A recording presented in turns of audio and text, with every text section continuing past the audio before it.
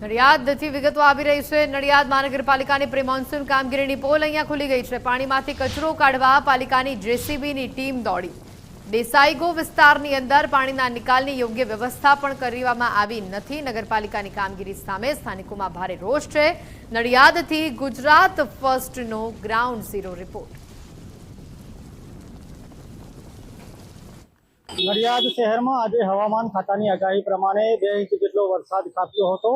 વરસાદ પડતા જ નીચાણવાળા વિસ્તારોમાં પાણી ભરાઈ ગયા હતા। પાણી ભરાવાને લઈને ક્યાંક ને ક્યાંક નડિયાદ મહાનગરપાલિકાની જે પ્રી મોન્સૂનની કામગીરી હોય તેના દ્રશ્યો સામે આવ્યા હતા। ખાસ કરીને વાત કરવામાં આવે છે જે પ્રી મોન્સૂન કામગીરી હોય છે તે ચોમાસાના 2 મહિના પહેલા કરવામાં આવતી હોય છે, પરંતુ ક્યાંક ને ક્યાંક મહાનગરપાલિકા દ્વારા જે આ દેસાઈ વગો વિસ્તારમાં છે પ્રી મોન્સૂન કામગીરી ખરેખર ના થતા અહીંયા જે કાદવ ને કીચડવાળું પાણી અને કચરો ભરાયો હતો તેના લીધે પાણીનો નિકાલ ના થતો। હાલમાં વરસાદ વરસતા જેસીબી વડે કાદવ કીચડ બહાર કાઢીને પ્રી મોન્સૂન કામગીરી હાથ ધરાઈ રહી છે।